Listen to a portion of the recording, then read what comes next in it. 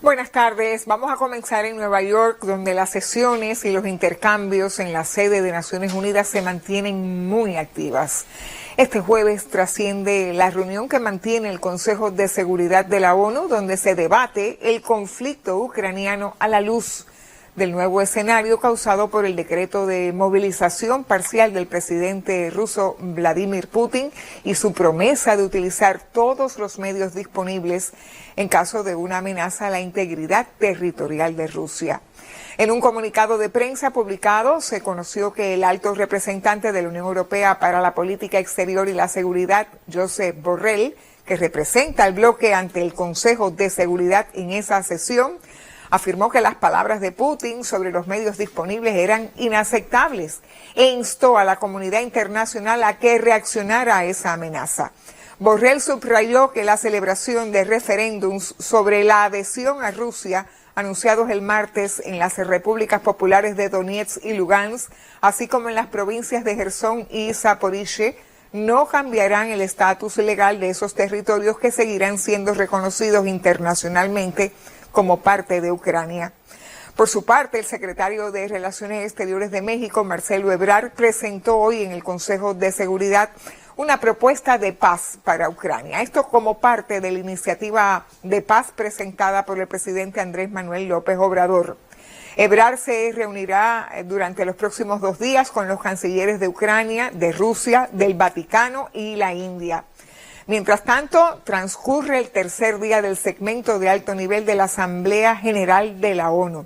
La víspera, los presidentes de Guyana, Mohamed Irfa Ali, y de Surinam, Chandrika Paisar y Santoki, pidieron en ese foro levantar el bloqueo económico y comercial y financiero impuesto a Cuba por los Estados Unidos.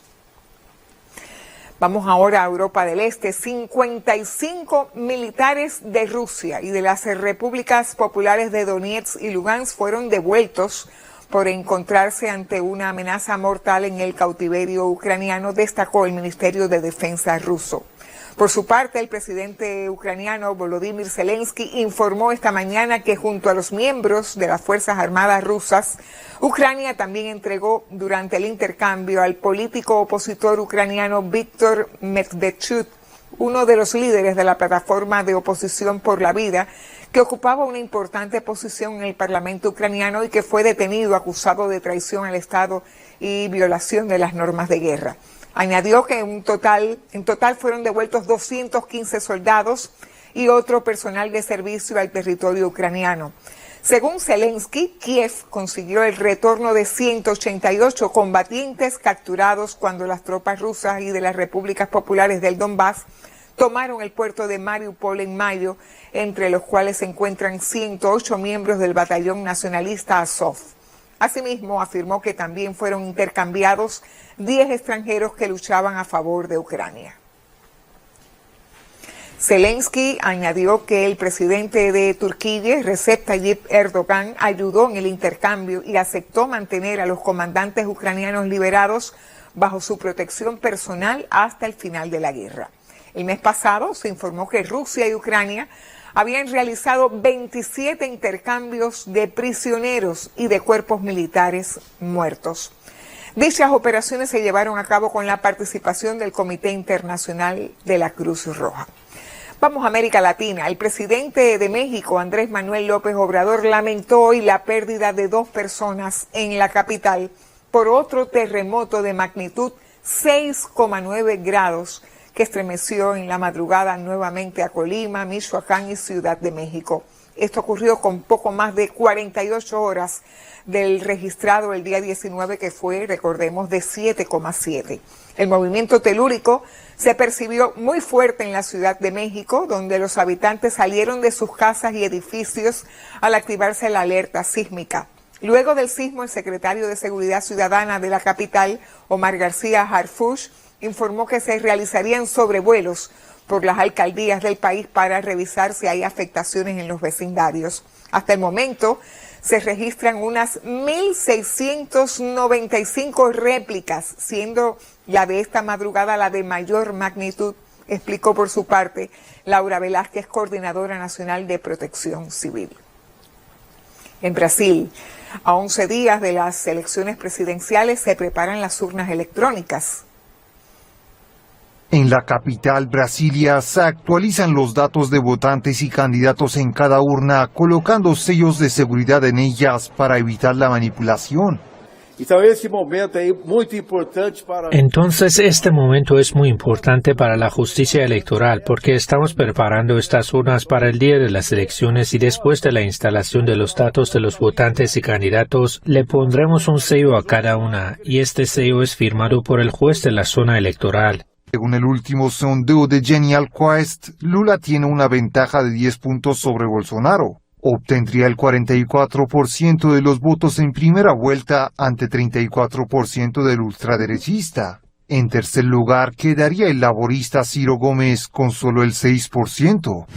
Al ver imposible la victoria de Gómez en los comicios, políticos e intelectuales de izquierda de varios países de América Latina, entre ellos el expresidente de Ecuador, Rafael Correa, y el Premio Nobel de la Paz, Adolfo Pérez Esquivel, le han pedido que renuncie a su candidatura y apoye a Lula para garantizar su triunfo en primera ronda.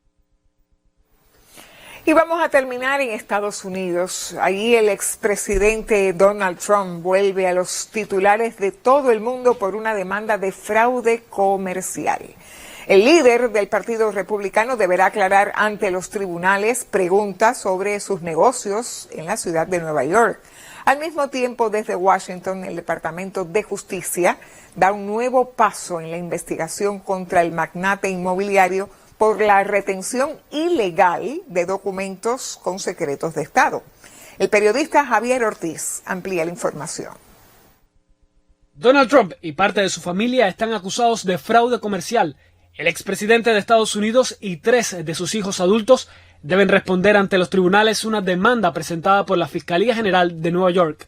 En esa ciudad, Trump construyó una porción de su imperio inmobiliario, incluyendo la primera torre bautizada con su apellido. Repetidamente y persistentemente manipuló el valor de los activos para inducir a los bancos a prestar dinero a la organización Trump con términos más favorables que los disponibles a la empresa para pagar menos impuestos. Quebrantaron varias leyes, incluyendo falsificar registros de empresas, emitir declaraciones falsas, fraude de seguros y realizar una conspiración para cometer cada una de estas violaciones de leyes. Las penas solicitadas son una multa de $250 millones y la prohibición de hacer negocios en Nueva York. Trump acudió rápidamente a la televisión para defenderse en una entrevista. Negó haber alterado el valor de sus propiedades para obtener préstamos bancarios. La Fiscalía General de Nueva York es solo una de las instituciones que va contra el expresidente. Poco después de la acusación de fraude comercial, una corte de apelaciones permitió el avance de otra investigación. La sentencia devuelve al Departamento de Justicia de Estados Unidos la posibilidad de utilizar los documentos secretos extraídos de la mansión de Trump en una aparente violación de la ley de espionaje. La nueva batalla judicial de Trump coincide con la campaña antes de las elecciones de medio término. En esos comicios se renueva el Congreso de Estados Unidos. En los actos de campaña, el presidente Joe Biden repetidamente califica a Trump y a sus aliados del Partido Republicano como un peligro para la democracia. Javier Ortiz, Sistema Informativo de la Televisión Cubana. Esta última demanda sobre Donald Trump se une a diversos procesos judiciales abiertos en contra del exmandatario, quien podría aspirar a la reelección en 2024 y aprieta a un pilar del Partido Republicano a escasas semanas de las elecciones de medio término de noviembre, en la que esa fuerza se juega el dominio del Congreso. Tendremos que esperar a ver qué sucede. Así termino. Continúen con otras informaciones.